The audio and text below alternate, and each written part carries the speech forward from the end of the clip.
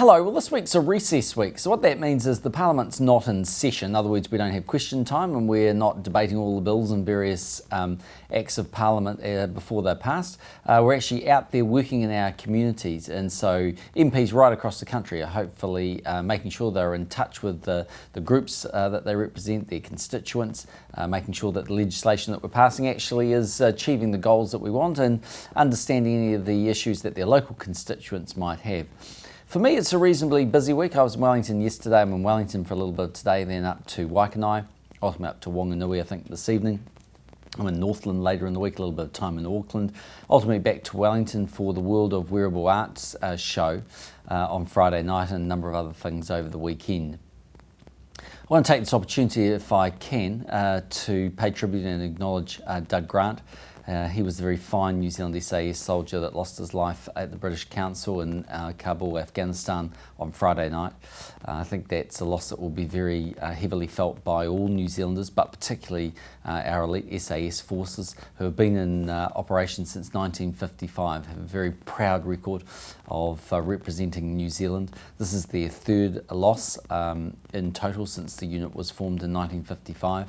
As you may have seen in the media reports, Doug Grant was wearing body armour, as you would expect, but it appears he may have lifted his arm as he was going up some stairs or in the place that he was occupying, and a bullet's gone unfortunately under his armpit and severed his heart. So a very, very tragic set of circumstances. Our condolences go to his wife Tina and his family.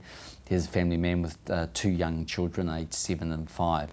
So that's a very tragic situation, and we do take a moment to just reflect on the contribution of our servicemen and women who are working overseas for us, not just in Afghanistan, but right across the world. Obviously an interesting situation starting to play out in Libya. It looks very likely that the Gaddafi regime will fall sometime very, very soon.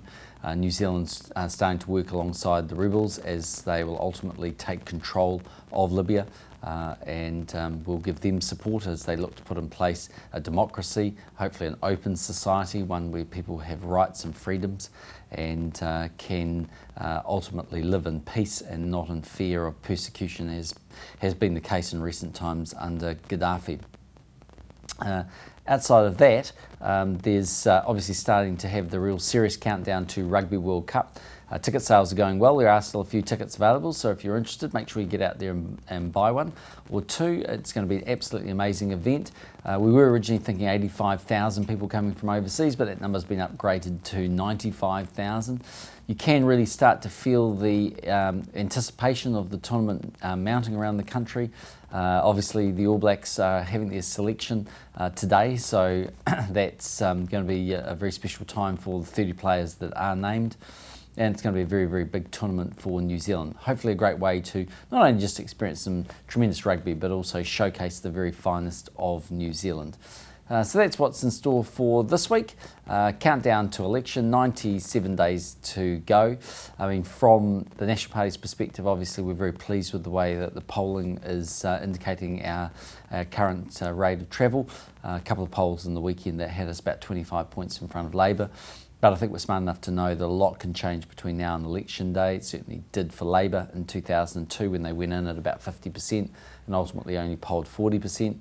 So there's a lot of work for National to do. We've got to get out there and earn the right to be the next government. We certainly can't take things for granted, and our MPs are not. We do thank our supporters who get out there every day and work hard for us, speak well of us, put up billboards, deliver pamphlets, raise money for the party.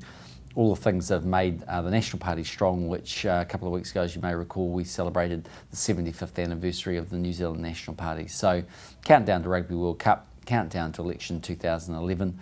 We're hoping for a victory on both fronts here on the ninth floor.